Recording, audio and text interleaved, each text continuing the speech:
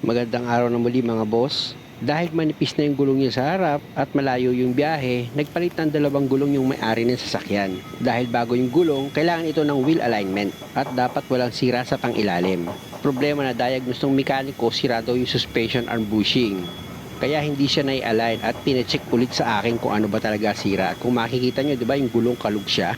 Ilapit ko konti mga boss para marinig nyo. Kasi habang kinakalog ko yan mga boss, meron pa siya lumalabas na ingay. Pakinggan nyo mga boss, kaya ko lang naman ito ipinapakita sa inyo para pag kayo mag-check, alam nyo kung paano, kung safe ba kayong biyahe o hindi. Gaya nito mga boss, last Saturday ko lang ito chinek, yung 2 days before New Year. Hindi ko na pinatuloy ito sa biyahe niya kasi nga masyadong malakas yung kalog ng gulong niya. Pangalawa, pag naham siya, ang lakas daw ng kalampag. Dito sa pag-check up ko, ang nakita kong sira niya is yung ball joint upper tsaka lower at tsaka yung shock absorber. Ayun ang nakita ko. Pati itong stabilizer link bushing niya, papalitan yan.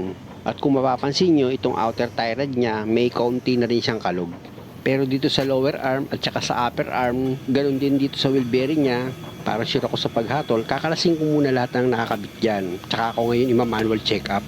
At lipat naman tayo dito sa stabilizer bar bushing niya or yung clamp bushing. Nakita nyo, di ba? Medyo nakabuka na siya. Kaya ang gagawin ko dyan mga boss, para sigurado ko yung cover niyan tatanggalin ko.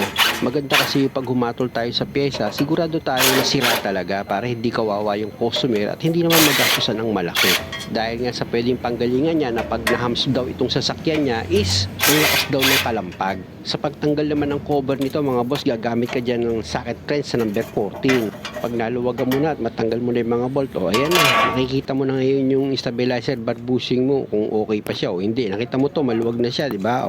Yung isa kumalas na yung stabilizer bar bushing niya, ito nasa gitna na, ayun, wala nang laman, o di ba? Ayun ang maganda paghatol, makikita mo talagang sira.